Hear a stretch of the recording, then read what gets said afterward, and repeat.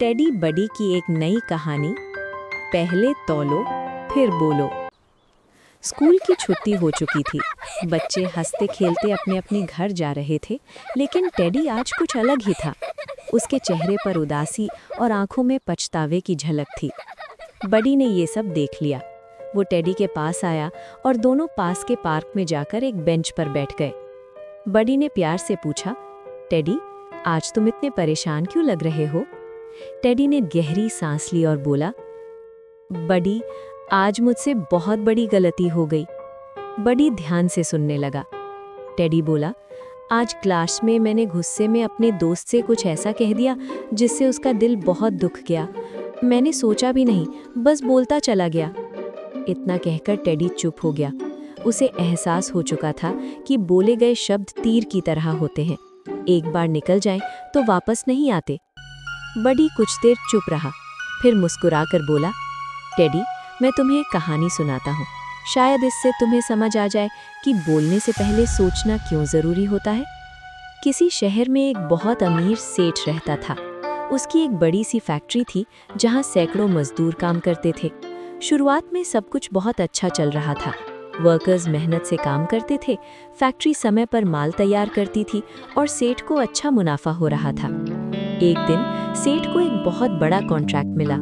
अगर ये कॉन्ट्रैक्ट समय पर पूरा हो जाता तो सेठ को करोड़ों रुपए का फायदा होता। सेठ बहुत खुश था। वो खुद को बहुत बड़ा बिजनेसमैन समझने लगा। एक दिन फैक्ट्री में मशीन से एक वर्कर से हल्की सी गलती हो गई। गलती बड़ी नहीं थी, बस थोड़ी देर के लिए काम रुक गया। वर्कर डर गया और तुरंत सेठ के पास गया। उसने हाथ जोड़कर कहा, सेठ जी, मुझसे गलती हो गई, आगे से पूरा ध्यान रखूंगा। लेकिन सेठ ने बिना सोचे समझे गुस्से में बोल दिया, तुम लोगों से कुछ ढंग का होता ही नहीं है, इतनी सैलरी बेकार जाती है, अक्ल नाम की चीज ही नहीं है तुम में। सेठ के शब्द तीर की तरह वर्कर्स के दिल में लग गए। किसी ने कुछ नहीं कहा, लेकिन सबका मन टूट गया। अब वही वर्कर्स जो पहले मन लगाकर काम करते थे, चुप चुप रहने लगे। काम में दिल नहीं लगता था। धीरे धीरे प्रोडक्शन कम होने लगा, गलतियां बढ़ने लगी। मैनेजर ने सेठ को समझाया, सेठ जी, आपके शब्दों से वर्कर्स का मन दुख गया है। अगर उन्हें सम्मान नहीं मिलेगा तो काम भी ठीक नहीं होगा। लेकिन सेठ ने इस बात को हल्के में ले लिया। कुछ ही दिनों बाद कंपनी का फोन आया। कॉन्ट्रैक्ट कैंसिल कर दिया गया। सेठ के हाथ से फोन गिर गया। वो कुर्सी पर बैठ गया और सोचने लगा। उसे समझ आ गया कि आज जो नुकसान हुआ है वो मशीन की गलती से नहीं, बल्कि उसकी जुबान की गलती से हुआ है। सेठ ने सिर पकड़ लिया और बुदबुदाया, काश मैं बोलने से पहले तौल लेता। बडी ने कहानी पूरी की। पार्क में कुछ पल की खामोशी छा गई।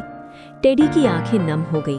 उसने धीमी आवाज में कहा, बडी, आज मुझे समझ आ गया, मेरे शब्द भी किसी के दिल को चोट पहुंचा सकते थे।